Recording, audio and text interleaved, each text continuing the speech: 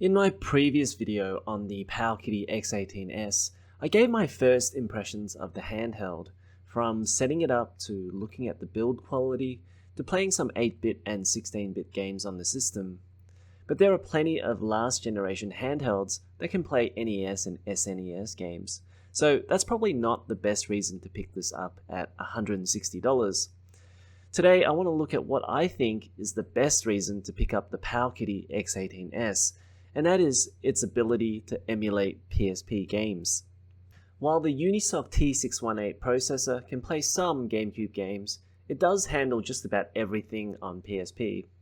In this video, I'm going to show you how PSP games perform, how much better it looks than on its original hardware, and how it feels to play on the X18S. This video will go over 20 PSP games that I've tested, and if you want to see the longer form raw gameplay video, head on over to my new second channel GymRPG2 and make sure to subscribe to get those gameplay clips. The Powkiddy X18S is running Android 11 for its OS, and I'm using the October 25th firmware update for this video. I still have some issues with it, for example the analog stick issue that I've mentioned in the previous video. That feels like a software issue to me, so I'm hoping Powkiddy fixes this bug. I'm using the ATV launcher here rather than the out-of-the-box launcher Powkiddy provided. And as you can see, I have PPSSPP already downloaded from the Google Play Store.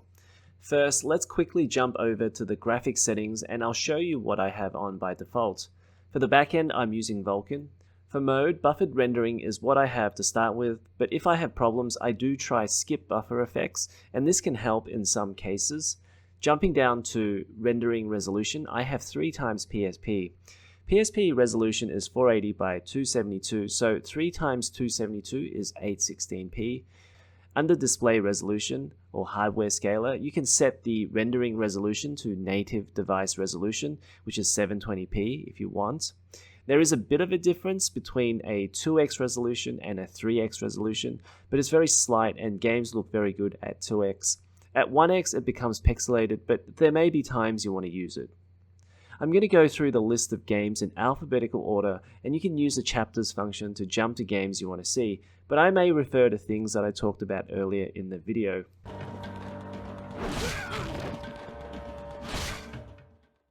First, let's start with Avatar: The Last Airbender. To be honest, this is a rather unimpressive game, and part of the reason might be that the gameplay feels like it was made for a younger audience, so the devs may not have been as inclined to push the system very hard. The frame rate here is capped at 30 FPS, and in general performance was fine.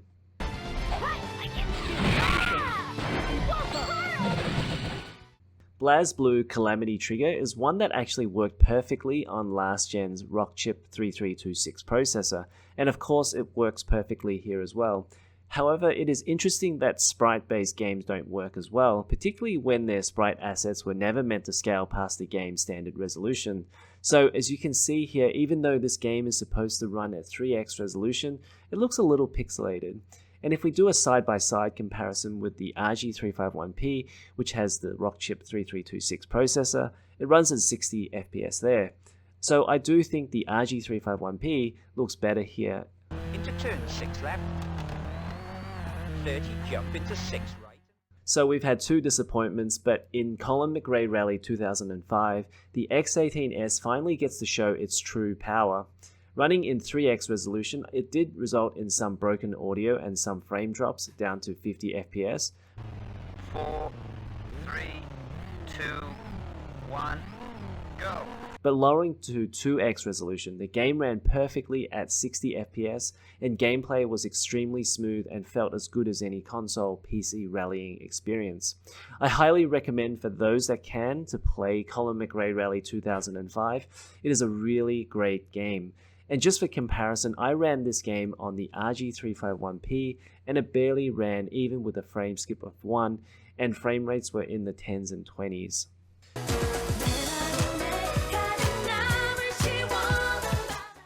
DJ Max Portable 3 is one that unfortunately is a bit of a hit and miss. I've had some good luck with this for a few sessions, but some sessions the audio starts dying and breaking up, and in the end I'm left with a black screen. I think I've been able to replicate this as I gave the handheld to the kids and they kept failing and it would end in a black screen. So if you're bad at this game, the audio just breaks it. It's also best to play this in 1x resolution if you do play this.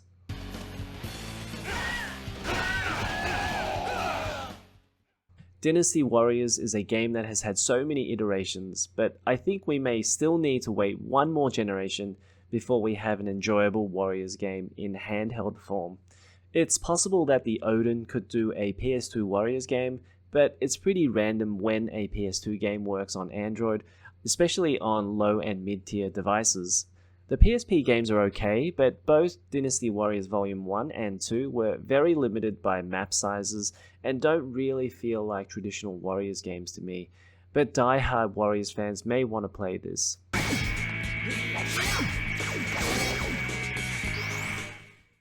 When Final Fantasy VII Crisis Core came out on PSP, this was touted as the best looking game on the system. On the X18S at 3x resolution, the game definitely still holds up. Even though it's 30 FPS, the game felt really smooth.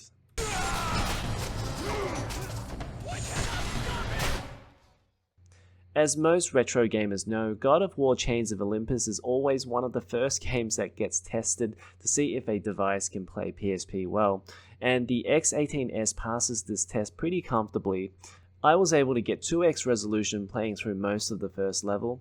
However, once I defeated the Basilisk boss, the game froze on me, but switching over to 1x resolution and redoing the boss section, I was able to get past that section.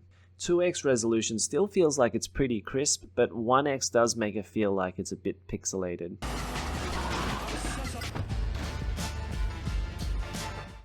Everyone is talking about Grand Theft Auto Trilogy. Well, the PSP had its own GTA trilogy with Liberty City Stories, Vice City Stories, and Chinatown Wars.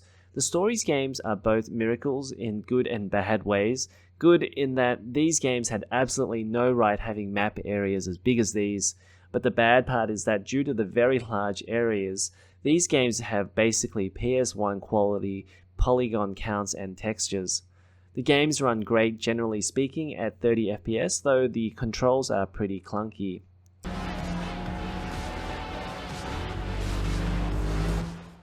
Gran Turismo is a bit of a disappointment. As viewers of my channel know, Gran Turismo is the game I want most on a handheld device, and the PSP version of the game isn't the one I want. Here, the emulation works well, but as a game, the cars are unbelievably slow. And the PSP version lacks any sort of career mode, which is the mode that all single-player Gran Turismo fans want. If you want to live through this.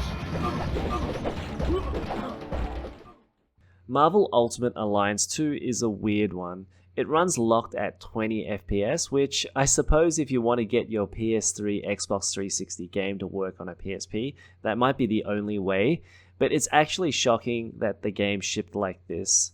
I included this one just to save you guys the time and trouble of playing this, however it's not all bad news. I have tested X-Men Legends on Dolphin and that works really well, and I was averaging 40 FPS, so definitely play that instead of this.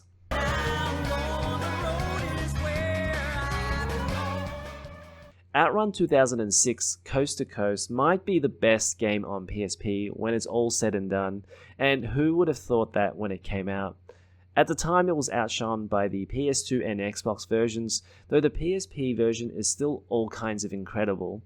That they almost had the same level of detail from the PS2 version in handheld mode, plus running in 60 FPS is kind of insane on PSP hardware.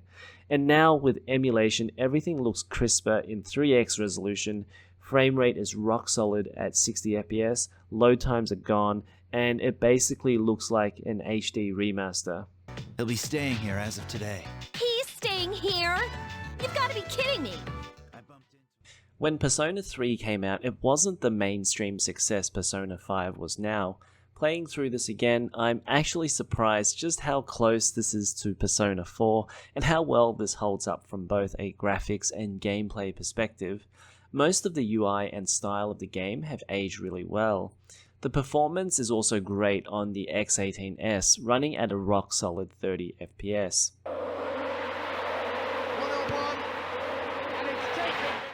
I decided to test out Pro Evolution Soccer 2012 as PES is something that we've been missing on the Vita and Switch, so the only way to play PES has been on home consoles since the PSP days. Unfortunately, the PSP versions are a bit disappointing. I don't know if it's because I've been playing the latest versions on PC recently, but the players just aren't very smart, and the AI players always seem to be able to cover that extra bit of ground, or in other words, basically cheating. Either way, if you can play the PC versions, those are better ways to spend your time. That's amazing! Yeah! It's a new record! The Ridge Racer games are secretly some of the best PSP games. Here I'm testing Ridge Racer 2, an absolutely amazing game with over 42 tracks, 21 of them mirrored.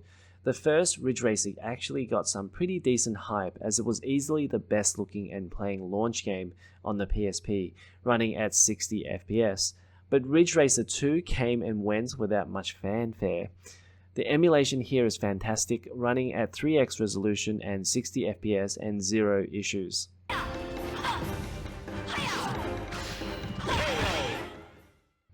Soul Calibur Broken Destiny is yet another awesome game for the PSP.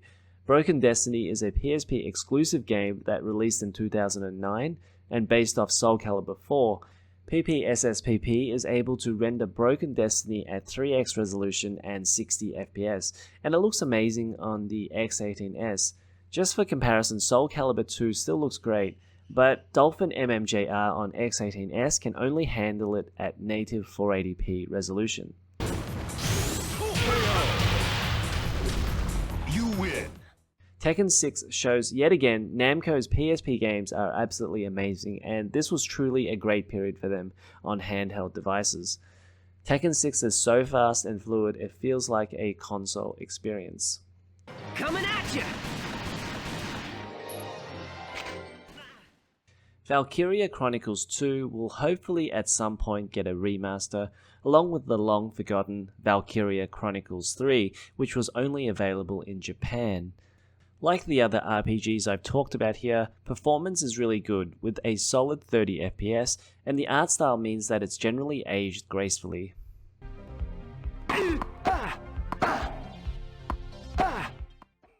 Virtua Tennis World Tour, like Outrun 2006, shows just how much emulation can improve the graphics. This really looks like an HD remaster. The game also plays extremely closely to the console versions as well, which isn't always the case with handheld versions.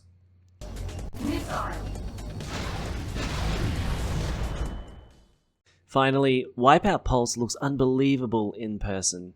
It basically looks like the PS3 HD remaster of Wipeout Pulse, and it wouldn't surprise me if there was very little work involved in making the PS3 HD remaster, given how well this translated. It might be tricky to see here, but the X18S version running at 3x resolution is way better than the original PSP game running at 1x on the Vita. So there you have it. As you can see, PSP emulation works amazingly well. Not perfect, there are still some issues, but chances are good that the game you want will play, and it's really an outlier if the game fails. As I said at the start, I do think PSP is the best reason to pick up a Powkiddy X18S. Alright, if you liked the video, hit the like button and subscribe to the channel and my second channel, GymRPG2, to see all the raw gameplay footage, and I'll see you in the next one.